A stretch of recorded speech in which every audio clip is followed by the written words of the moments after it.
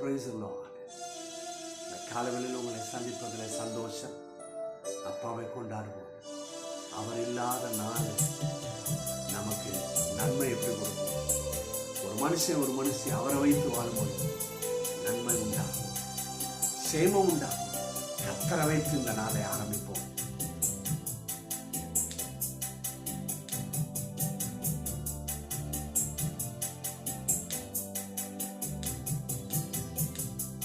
நீர் இல்லாத நாளெல்லாம் நாளாகுமா? நீர் இல்லாத வாழ்வெல்லாம் வாழ்வாகுமா? உயிரின் ஊற்றே நீயாவாய், உண்மையின் வழியே நீயாவாய். உயிரின் ஊற்றே நீயாவாய், உண்மையின் வழியே நீயாவாய்.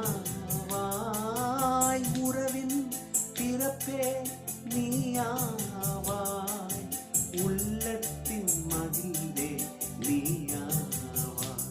நீர் இல்லாத நாளெல்லாம் நாளாகுமா? நீர் இல்லாத வாழ்வெல்லாம் வாழ்வாகுமா? நீர் இல்லாத நாளெல்லாம் நாளாகுமா?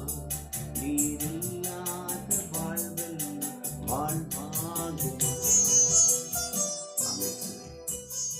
நீர் இல்லாத நாள் அநேருக்கு தோல்வியும் அநேருக்கு போராட்டமாக தான் இருக்கும்.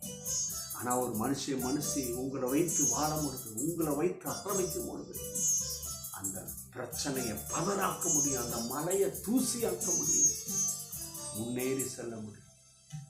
இன்றைக்கு உங்கள் பிள்ளைகளுக்கு நீர் அப்படிப்பட்ட கிருபை செய்ய போவதற்கு நன்றி. அவங்க தோல்வி வெற்றியாக மாறட்டும். அவங்க வியாதியிலிருந்து பரிபூர்ண சுகம் உண்டாகட்டும். அவங்க அவமானத்துக்கு பதிலாக அவங்க கனப்படுத்தப்படட்டும். நீர் செய்ய போகிறீர், நீ செய்ய போகிறீர்.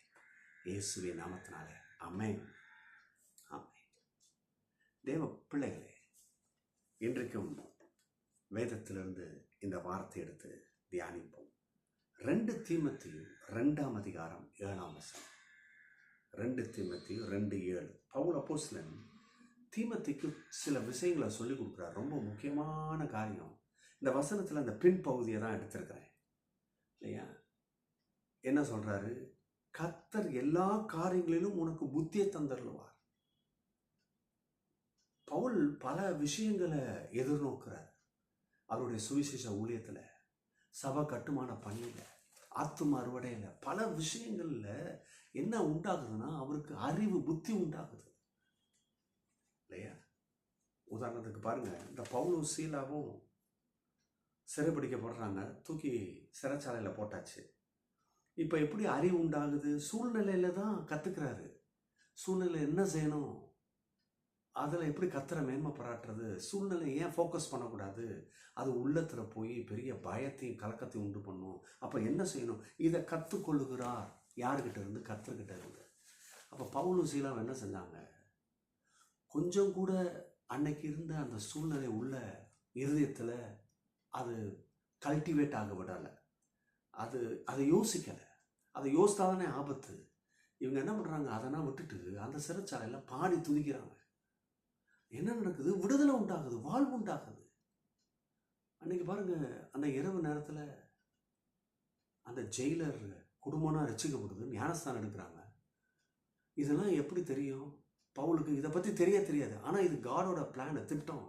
அப்போ பாருங்க, இதை கற்றுக்கொள்கிறாரு.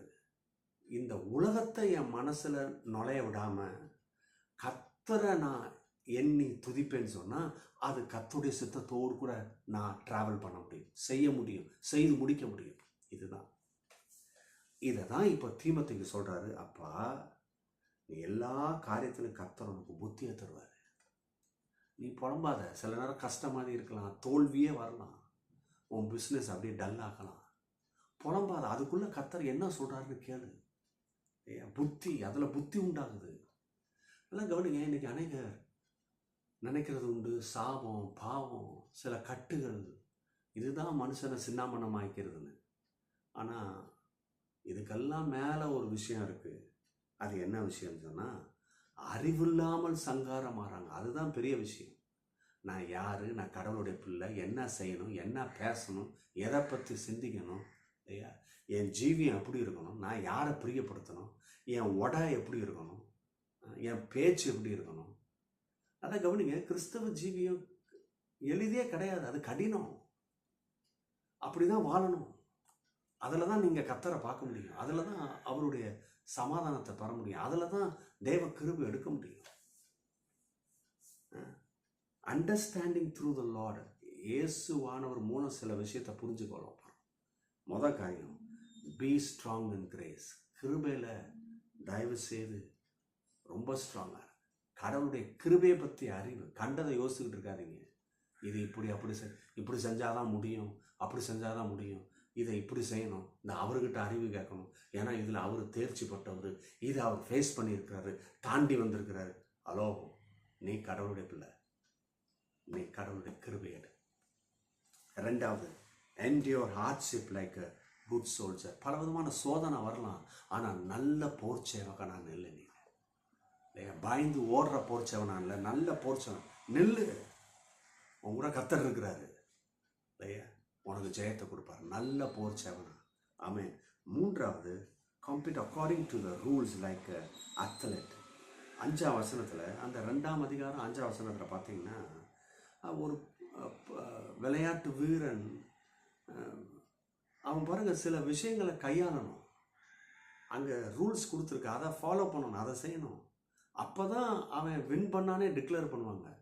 இதெல்லாம் அவன் தூக்கி எறிஞ்சிட்டு அவன் இஷ்டத்துக்கு செஞ்சு வின் பண்ணிட்டான்னு சொல்ல முடியாது. அப்போ கவனிங்க, எப்படி ஒரு ஓட்டப்பந்தய வீரன் அல்ல அத்லெட்டு, ஒரு மல்யுத்த வீரன் எப்படி சில விஷயத்தை ஃபாலோ பண்ணி இதை எப்படி செய்யணும், இதை இப்படி செய்யக்கூடாது, இதே போல் கிறிஸ்தவ ஜீவியம் இருக்கணும் இல்லையா. அப்படி நீங்கள் உங்கள் வாழ்க்கையில் காரியங்களை செய்யுங்க. கடைசியாக, work diligently like a farm. ஒரு விவசாயி எப்படி காலையிலே எழுந்து இல்லையா, பலவீனனா இருக்கும், இல்லை காலையிலே எழுந்து ஓடுறான் பாருங்க.